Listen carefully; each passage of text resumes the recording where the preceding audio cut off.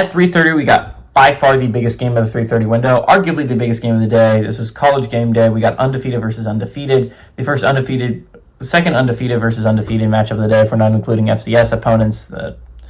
So we got number 6 Georgia, who's 2-0. Number 15 Tennessee, who's also 2-0. Georgia favored by 3.5 points on ABC. Gunnar Stockton's gone 40 of 58, thrown for 417 yards for 2 touchdowns, 0 interceptions. Nate Frazier on the ground has had 25 carries for 116 yards and 2 touchdowns. And Zachariah Branch has had 6 catches for 112 yards and a touchdown. Joey Aguilar has gone 39 of 59, thrown for 535 yards, 5 touchdowns, 0 interceptions. Star Thomas on the ground has had 24 carries for 161 yards and 3 touchdowns. And Chris Brazzell II has had 14 catches for 187 yards and 2 touchdowns. Georgia's 29 and 23 all time against Tennessee. Last 8 games have gone to Georgia, though, from 2017 to 2024. And Georgia has won 13 of the last 15 times these two teams have played. The last Tennessee win was in 2016. Last time they won at home was in 2015. Again, Kirby Smart has only ever lost once against Tennessee, and that was his first year as the Georgia head coach. Heupel has never been able to beat Georgia. And this is a big game for both teams. Again, Georgia kind of needs this one because they have a harder SEC schedule. They still got Bama on the schedule. They still got Auburn. They still got Texas. They still got some tough teams left on their schedule.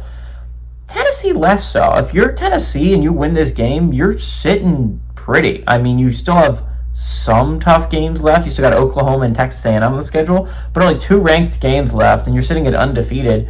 If you just hold serve, even if you lose to the other ranked teams, you're chilling. I mean, like, you're going to the college football playoffs, so this is a massive game for your Tennessee. If you could basically put yourself in a phenomenal spot to make the college football playoffs right here, right now, if you're Tennessee. And again, 10-2 does not guarantee you a spot in the college football playoff. We've seen 10-2 teams left out before.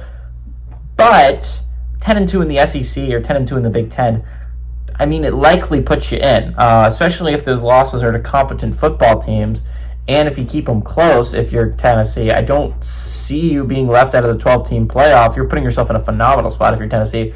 Georgia kind of needs this one more, which is weird because you have just such a harder schedule if you're Georgia. You drop this one, you can only drop one more, and there's games against Alabama coming up, which again, Alabama's not the Alabama of old, but Georgia, that has always been Georgia's biggest weakness, is beating Alabama. You're talking about you still have to play Texas, you still have to play an Auburn team that looks really tough. Ending the year at Georgia Tech doesn't seem like it's going to be a super easy challenge, especially if Georgia Tech's able to beat Clemson today. They put themselves as a great chance to go to the college football playoffs. So, I mean, Georgia just has a insanely more difficult schedule than Tennessee. But all that being said, I kind of like Tennessee here. They haven't beaten Georgia in a long time, I know. Georgia kind of has had Tennessee's number. But this is Gunnar Stockton's first start on the road, so it's going to be a very hostile environment.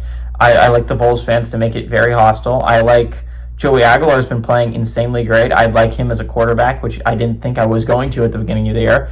Tennessee was a team I thought of the 12 teams that made it last year had the least likelihood of repeating. I honestly don't agree with that anymore. I think if they win this game, they'll go to the college football playoffs, and I think they're going to win this game. Give me the Vols to pull off the upset at home.